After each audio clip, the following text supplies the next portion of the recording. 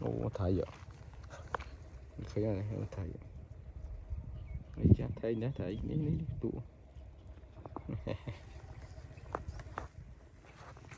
Lấy chạm sân anh nhảy. Sân anh mê chứ.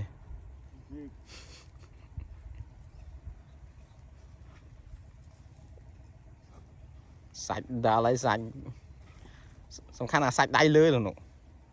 Sạch hơn rồi.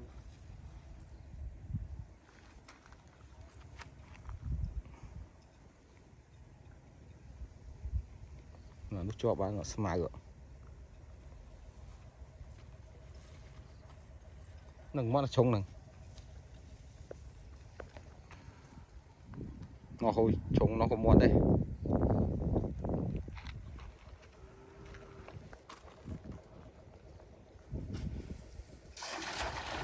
Bạt đấy, bằng bài rồi.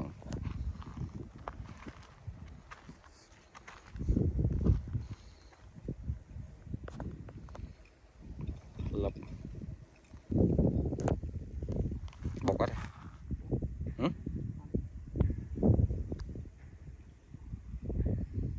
Muộn là nghĩ chứ. Bây nghĩ phong chậm nuôi tạc khang đấy.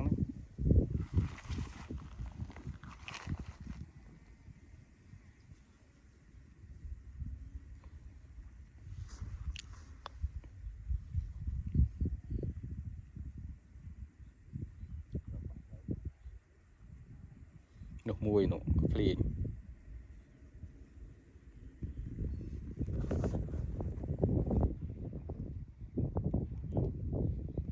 nụ sẽ có phì chụp tút đó nụ Kilo à? nè Kilo này kilo. ô à mấy nữa này ý chơi này ta Nó thật kilo. Sợ tràn này đó.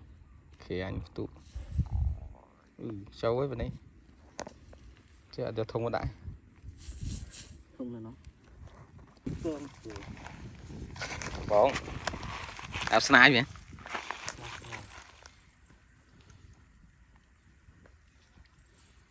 chứ mà mọt đâu anh ấy mình sẽ tặng phí em này Châu lấy. Cái lấy tiền ở lại bà châu kilo ngồi vậy này. ôi tụi mình là